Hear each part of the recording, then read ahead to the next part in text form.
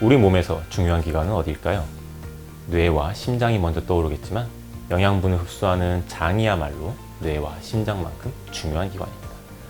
장 건강은 우리 몸의 면역 체계뿐만 아니라 정신 건강, 체중 조절, 독소 배출, 항산화 물질 흡수 등 다양한 역할을 하고 있습니다. 그런데 현대인들의 장 건강에 빨간불이 켜진 지 오래입니다.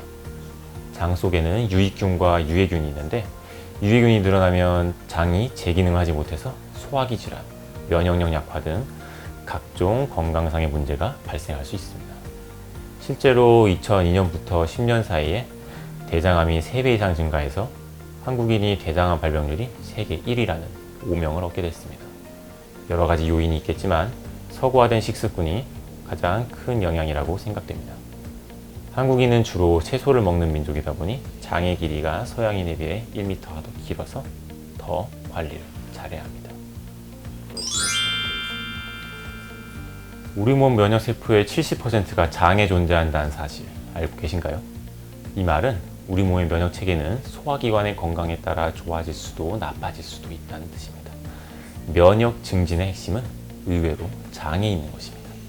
우리가 어떤 음식을 섭취하면 소장에서 영양분을 흡수하면서 어떤 성분을 받아들이고 배설을 할지 결정을 하게 됩니다. 이때 유익균은 소장의 점막에서 수비수 역할을 합니다. 좋지 않은 균이나 독소를 걸러내는 것입니다.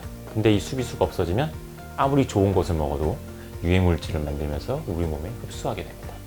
즉, 흡수되느냐 마느냐 하는 결정이 소장 점막에서 이루어지고 그곳에 살고 있는 유산균이 면역 조절을 하는 것입니다. 장에 좋은 유익균이 많아야 건강도 좋아지게 됩니다. 네, 맞습니다. 사람의 장 속에는 약 100조 마리에 대한 수많은 미생물이 살고 있습니다. 유익균은 영양분을 분해하거나 비타민을 합성하고 장이 이를 흡수하도록 도와줍니다. 물론 모든 미생물이 우리 몸에 유익한 것은 아닙니다. 유익균이 있는 반면 유익균의 기능과 증식을 방해하는 유해균도 존재합니다. 건강한 장내 환경을 위해서는 유익균과 유해균의 적절한 비율이 필요합니다. 유익균이 많아야 장 건강이 원활해질 수 있습니다. 지금까지 국내외에서 발표한 연구 자료에 따르면 비만을 유발하는 여러 요인 중에서 비만세균 때문이라는 의견도 있습니다. 비만세균은 포도당 흡수를 촉진해서 몸을 더욱 살찌게 만듭니다. 비만세균의 대표적인 것이 퍼미큐테스균, 일명 뚱보균입니다. 미국 워싱턴 대학교 교수팀에 따르면 비만 진단을 받은 사람들은 비만 유발 세균인 퍼미큐테스가 체형을 날씬하게 만들어주는 날씬균인 박테리오다테스보다 약 3배 정도 많다고 합니다. 즉, 살을 빠지게 하는 미생물인 박테리오다테스와 같은 유익균의 비율을 높이면 탄수화물을 장에서 분해하고 배출하는 효과로 체중 관리에 도움이 될 수 있습니다. 이런 점 때문에 프로바이오틱스는 식약처로부터 배변 활동 원활에 도움을 줄 수 있음이라는 기능성을 인정받고 있습니다. 세로토닌은 감정, 수면 행동을 조절하는 역할을 하는 물질인데 세로토닌 활성이 저하되면 우울이나 뇌 건강에도 영향을 주게 됩니다. 그런데 인체에 필요한 세로토닌은 상당 부분 위장에서 생성됩니다.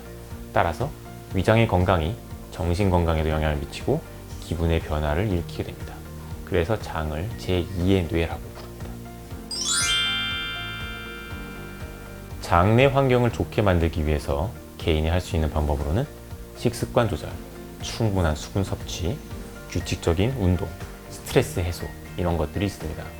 그리고 제가 강조드리고 싶은 한 가지는 프로바이오틱스를 꾸준히 섭취하는 것입니다. 프로바이오틱스는 건강에 도움을 주는 살아있는 미생물, 즉 유익균이라고 정의할 수 있습니다. 그 먹이가 되는 게 프리바이오틱스입니다. 프리바이오틱스는 식이섬유소나 올리고당 성분인데 우리 몸에서 직접 소화를 시키진 못하지만 장에서 유익균의 먹이가 됩니다.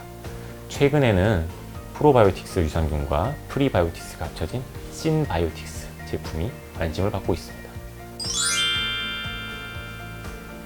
프로바이오틱스 제품을 고를 때 생유산균의 종류가 얼마나 되는지, 코팅은 되어 있는지, 균 숫자는 어느 정도인지 이런 것들을 다 꼼꼼하게 따져보아야 합니다.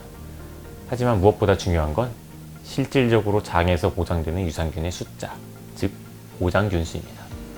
가령 투입 유산균이 1억 마리든 10억 마리든 장에서 살아남을 수 있는 균의 숫자가 적으면 무용지물이 되기 때문입니다. 그래서 보장균 숫자를 확인하는 것이 중요하다. 그리고 식약처에서 기능성을 인정한 20여 가지의 프로바이오틱스 원료가 있는데 그 원료가 들어있는 제품을 선택하는 것을 추천드리고 특히 화학 첨가물이 배제된 상품을 고르시기 바랍니다. 개별 포장된 제품을 구매하시고 제품에 적힌 보관 방법을 꼭 지켜주시기 바랍니다. 프로바이오틱스는 위산에 매우 취약합니다. 위의 위산 농도가 낮은 공복에 섭취하는 게 효과적입니다. 그런데 요즘 나오는 제품은 대부분 코팅 기술이 적용되어 있어서 식전, 식후 관계없이 섭취하셔도 됩니다. 되도록 식후 30분 후에 드실 것을 권장드립니다. 만약에 비타민과 함께 섭취한다면 유산균을 먼저 섭취하시고 비타민을 섭취하시는 게 좋고 섭취할 때는 충분한 물과 함께 섭취하시는 게 좋습니다. 항생제를 복용 중일 때는 유익균이 사멸될 수 있습니다. 그러므로 항생제와 함께 섭취하는 것을 삼가주시고 그래도 만약에 섭취해야 된다면 항생제 복용 후 적어도 4시간 뒤에 프로바이오틱스 섭취를 권장드립니다. 단기간의 효과를 고려하지 마시고 적어도 3주 이상 꾸준히 섭취하세요. 이상으로 장 건강이 얼마나 중요한지 그리고 장 건강을 위해 왜 프로바이오틱스를 섭취해야 되는지에 대해서 알아봤습니다. 건강하고 윤택한 삶을 위해 장 건강을 지켜나가시길 바랍니다. 지금까지 가정의학과 전문의 한병찬이었습니다. 감사합니다.